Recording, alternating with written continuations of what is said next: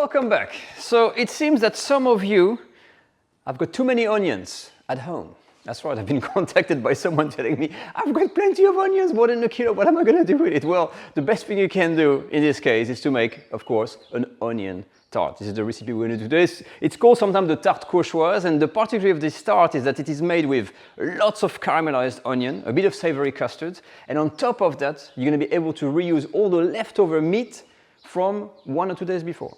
So chicken, veal, pork, anything you want, boom, you can put it in a tart. If you don't have anything like me, you can use pieces of ham. It's absolutely fine. We're also going to use this Tourtiere, which is different than a tart. It's very low profile and it's very, very easy to work with. So let's get to the short crust. We're going to roll some short crust, blind bake, caramelized onion, and make that simple tart, easy fix, delicious, all what we need.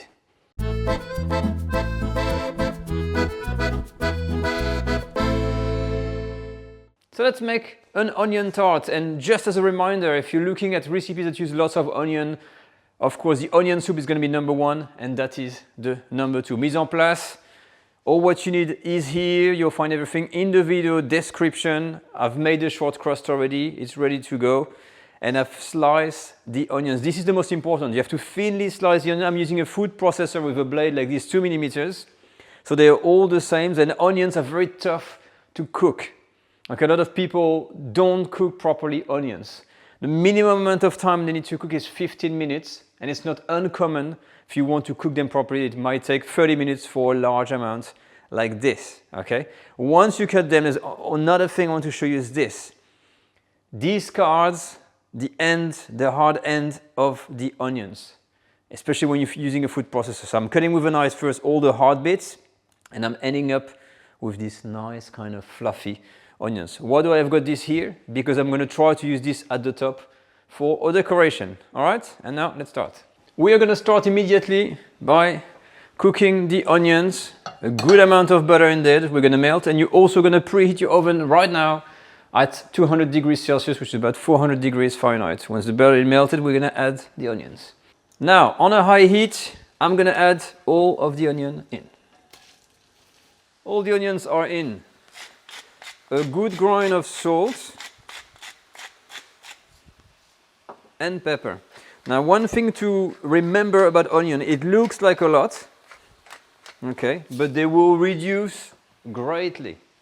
So don't go thinking like, oh, it's too much onion, I'm going to remove some. Let them cook, because you will see they will reduce like hell. Now I'm 5 minutes in and already you can see the volume has diminished. Now one of the things you can do if you want, it's optional, is to add some sugar to break the sharpness of the onion and help some caramelization, but this is optional. 1 or 2 pinch, it's fine. After 20 minutes, this is what's left of my onion. They're slightly caramelized. Most important for me, I've tried them and they are cooked. And there's no crunch, they're fully cooked. I'm going to turn my heat off, leave them to cool down, and immediately I'm going to roll out my pastry dough, my short crust, and put this into that tourtiere mold. Now when you roll your pastry, try to be about like 3 millimeters thick, and you just want to have something that's going to be a little bit larger, then you know it's going to be fine, okay? And then we're going to roll it over. So I'm all done. I've lined up the tourtiere with the short crust, made a little hole here because we're going to have to blind bake. And as you can see here, the edges, I've got the dough running on the edge, and that is going to acting as a support to avoid that the pastry kind of shrinks too much when we're cooking it. Another trick is to put this in the fridge for 10 minutes before blind baking. This is what I'm going to do now. Perfect, after 10 minutes, blind baking, that easy. Make sure you get the little holes that prevent the dough to making like a kind of a bubble. And you're going to take a piece of parchment paper, baking paper in there, and I'm using these beads, the weights, and a good 10 minutes in the oven at 200 degrees, like that, boom. After 10 minutes, I'm going to remove this and give it maybe a few 2 or 3 minutes to give some color, but that's it. So that's in the oven for 10 minutes. The blind baking is done, so it is part cooking the pastry, and as you can see, it does shrink. You see it gets a bit loose into the mold here, but it still needs to cook. So I've ended up putting it like 14 minutes in total, 10 minutes with the paper and about 3 to 4 minutes without, and that's the result. So now we're going to leave it to cool down a bit, and we're going to take care of the custard. Now the savory custard for that recipe is a bit of an odd one. The savory custard for quiche, usually we're going to have the cream, of course, there's some egg yolks or an egg, and then we're going to add the seasoning. But here we're going to have to warm it up. So I've got a full egg, with the cream. We're going to add the salt and pepper, and then a grating of nutmeg. And after that, we're going to have to warm it up, which is not common. So I'm doing this off the heat for now. So nutmeg, a grating. Mix well. And then we're going to warm this up slightly without any boiling. So for the final stage, I'm going to turn the heat on. And we're going to just warm this up until it's slightly thickening and cannot boil. Okay, so I'm going to use like a medium heat, and I'm going to keep on stirring for 3 to 4 minutes. And when it is nice and warm, I'm going to turn my heat off. That's it. Now I've switched to a spoon, and it's like a sweet custard. You can see, you don't want to make it boil. I've turned my heat off. You can get away, by the way, with about 3 minutes. So immediately when you're here, you're going to add the onions in. Then we're going to incorporate gently, still with the heat off, all of the onion, until we get a coherent kind of mix. And the good thing is my onions are not so warm, so it's going to stop the cooking immediately with that cream. Oh, here we are, the last step. We need to garnish everything. So of course it's very low profile, but it's so strange. It feels like someone was drunk in the kitchen when they make that. So the meat here, I'm using ham, but that can be any kind of leftover meat. And there's no real measurement that I could find anywhere. So it seems to be a bit of like, well, you know, throw in whatever you want, basically. And on top of that, then we have to add that odd kind of mixture of onion and cream and everything, and spread it all across. What an interesting concept. Now the finishing touch are meant to happen with little cubes of butter on the tart here and there. And I'm fascinated by that recipe because this is regional France for you, like the most strange recipes. They always take you by surprise, and you got to love French cooking for that because there's always a surprise around the corner. Okay, so I'm gonna add some more and then in the oven. I'm all done, and unfortunately, remember these onions I had at the beginning I wanted to use to decorate at the top? They're already done now because it's not at all what I thought it was gonna be. So I'm just gonna follow the guidelines, 15 minutes in the oven, 200 degrees, and well, we'll see what happens. I had to wait 20 minutes, and the tart is now, what in English?